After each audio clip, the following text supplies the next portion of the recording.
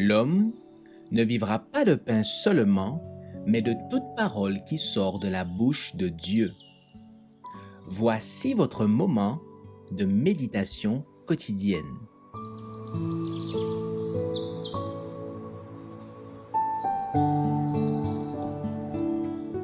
Maranatha. Le 14 janvier. La prophétie d'Élie. Voici, je vous enverrai Élie, le prophète, avant que le jour de l'Éternel arrive, ce jour grand et redoutable.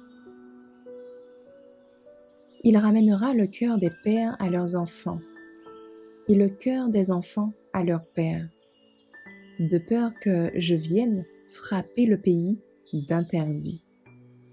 Malachie 4, versets 5 et 6. Ceux qui doivent préparer le chemin pour la seconde venue de Christ sont représentés par le fidèle Élie. De la même manière que Jean vint dans l'esprit d'Élie afin de préparer le chemin pour la première venue de Christ.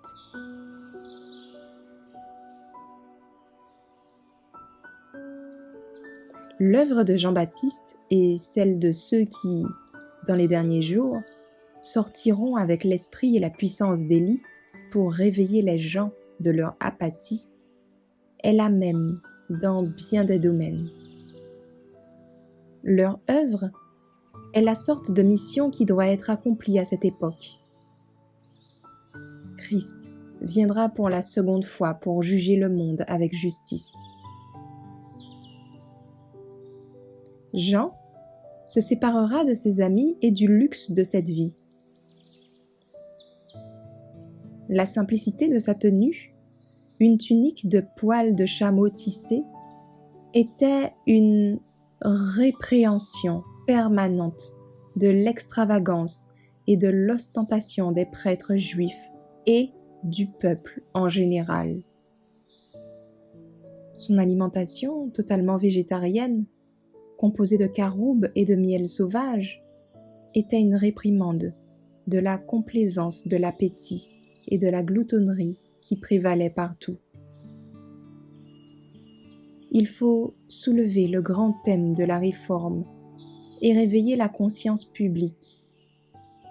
Il doit être présenté en relation avec le message de la tempérance en toutes choses, pour séparer le peuple de Dieu de l'idolâtrie, de sa gloutonnerie et de son extravagance dans le vêtement et dans bien d'autres choses.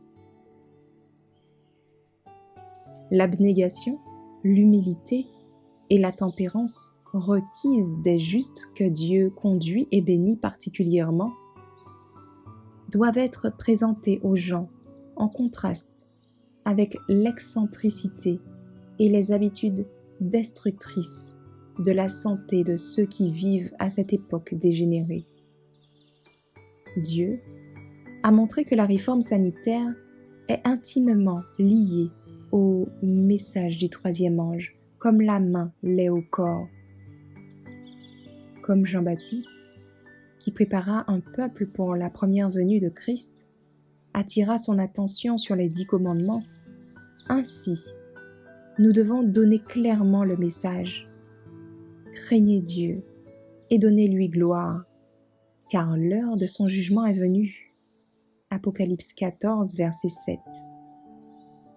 Nous devons nous efforcer de préparer le chemin de la seconde venue de Christ, avec la même ferveur qui caractérisa Élie le prophète et Jean-Baptiste.